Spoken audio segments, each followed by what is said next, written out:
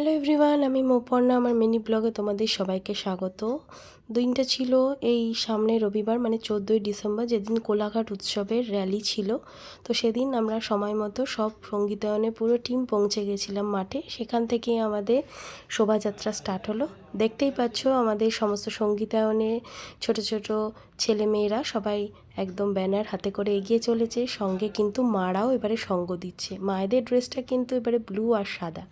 আমরা প্রত্যেকেই মায়েরা হাত নেড়ে নেড়ে এগিয়ে চলেছি। আমরা পাশে কত লোক চারিদিকে জমা হয়েছে দেখো। সবাই আমাদেরকে বিভিন্ন দিক থেকে দেখছে। এই যে সামনে কোলাঘাট উৎসবের যে মাঠ, সেখানটা ক্রস করে আমরা আরও অন্য দিকটা ঘুরে সেই মাঠে ঢুকবো।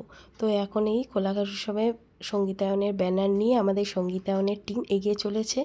এবারে সমস্ত ছেলেরা, মানে বাচ্চারা, সবাই ধুতি পাঞ্জাবি সবাই পরেছে। এমনকি আমার বর, যে মেল সিঙ্গার, সেও কিন্তু ধুতি পাঞ্জাবি পরেছে। আর মেয়েরা খুব সুন্দর শাড়ি আর রাফেল হাতা ব্লাউজ পরেছে। দেখতেই পাচ্ছ সব মেয়েগুলোকে খুব সুন্দর লাগছে। আর মায়েদের কেমন লাগছে অবশ্যই তোমরা কিন্তু কমেন্ট করে জানিও। প্রত্যেক মারাই কিন্তু তাদের নিজেদেরকে একদম সুন্দরভাবে সাজিয়ে নিয়েছে এবং প্রত্যেকের মাথায় ফুল, সেটা কি লক্ষ্য করার মতো।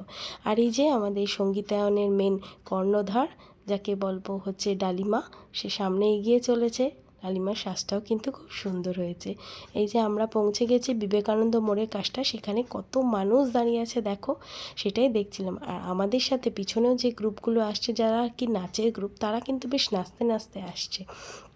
গানের টিমের প্রবলেম কী বলো তো, তারা তো আর গান গাইতে গাইতে রাস্তায় যেতে পারে না। তবুও একটা গান কিন্তু কন্টিনিউয়াসলি এই শোভাযাত্রায় বেজে যাচ্ছে। এই যে আমাদের টিম এগিয়ে চলেছে কিন্তু সামনে। হ্যাঁ, দেখো সব মেয়েগুলোকে কি মিষ্টি নাই লাগছে সব মেয়েগুলোকে। এই যে আমাদের সঙ্গীতায়নের ফুল টিম। আসলে এখানকার অরিজিনাল সাউন্ডটা দিতে পারছি না অ্যাকচুয়ালি, কন্টিনিউয়াসলি এখানে গান বাজছে তো সেগুলোর সময় কপিরাইট এসে যাবে। ওই জন্য এক ঝলকে সবাইকে দেখানোর চেষ্টা করছি। যদি কাউকে বাদ পড়ে যায় তাহলে কেউ কিছু মনে করো না, যতটা সম্ভব চেষ্টা করেছি কভার করার। এই যে অনেকটা পথ ঘুরে আমরা অবশেষে কোলাঘাট মাঠে এসে পৌঁছেছি। এরপর কি হলো দেখার জন্য অবশ্যই নেক্সট ব্লগটা চেক করো।